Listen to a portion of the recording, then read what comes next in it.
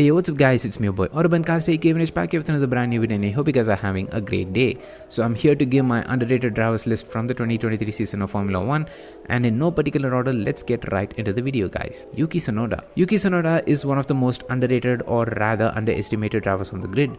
Though his performance throughout his career has been pretty slow and he still makes some unforced error under pressure, he certainly has taken a step forward to take the lead role as a driver for AlphaTauri after Gasly departed from the team this year. His consistency is applaudable. He has had 10 top 15 finishes in the first 12 races when the car was still at its worst, with scoring 3 points in the first half, and as the car got better at the second half of the season, he managed to score 14 points which contributed to the team leapfrogging Haas and Alfa Romeo in the Constructors' Championship when Liam and Daniel's points were added to the equation. If this rate of improvement from both the team and Yuki continues, he may become a consistent point scorer next season. Pierre Gasly. After switching teams this year from AlphaTauri to Alpine, which I think is the right and timely move, his season started on a rough note, with the quali in Bahrain not going his way. But the racecraft from Gasly proved his worth in the team by scoring points in the first race by fighting through the field.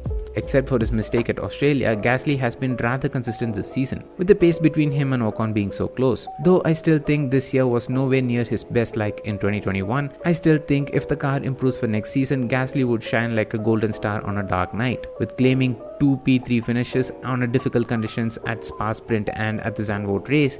He surpassed Ocon's podium record this season, which was only at Monaco. Joining a new team and finishing ahead of the driver who has been a part of the team for years is a statement-defining performance. Liam Lawson. Liam has been the biggest surprise for me this season. I absolutely loved every moment we got to witness him out on the track. His performance this season surely would have put him on the radar of some teams.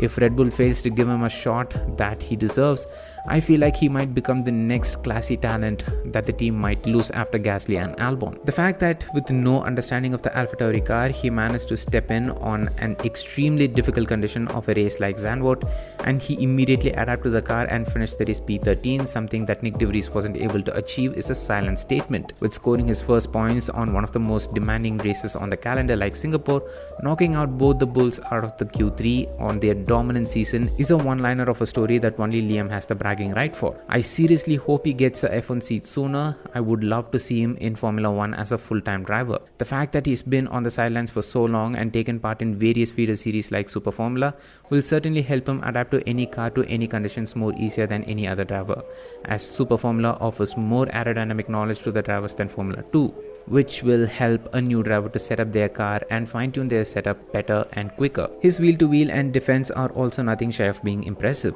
His little wheel-to-wheel performance with Leclerc in Zandvoort, with Max in Singapore, and with Yuki at the dying stages of the Japanese Grand Prix speaks for himself. Out of all the races, the only bad weekend that he had in a short debut was at Qatar, which I think is dismissible considering his on-track performance at all the other Grand Prix barring Qatar. Nico Hülkenberg. Nico stepped into Haas replacing Mick Schumacher. Well, when this news was announced, I knew that this was the ideal choice for Haas that they should have gone with in the first place. As a team that's struggling to meet the budget cap, they can't afford to bear the expense caused by a young rookie. A team like Haas needs a driver who has the wheel knowledge and experience that the team can trust and rely upon.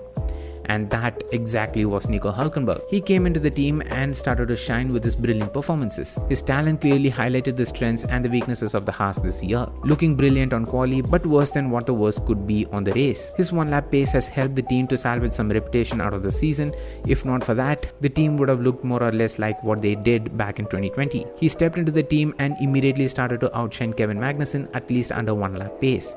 If the Haas improves for next year, I expect Nico Hülkenberg to take full advantage of that. Oscar Piastri. Oscar started his rookie season with a bit of a pressure on his head, with him replacing the fan favorite Daniel Ricciardo and with the whole McLaren Alpine contract saga as well. But his performance from the get-go showed us why the team preferred him over Daniel. The fact that he was able to adapt to a car that was considered to be very tricky to drive, that even Daniel had a hard time to adapt, was a surprise. With his qualifying performance in Jeddah quickly shut up all the mouths of the critics, who thought that he couldn't do any better than Daniel. And as the car got better, so did his performance, with the highest moment of his season being taking pole and the sprint win at Qatar. His patience and delivering a solid performance when even his more experienced teammate is making unforced errors shows that he can be a worthy contender for the title in the coming years. Surely he has a lot to improve, and that comes with any rookie.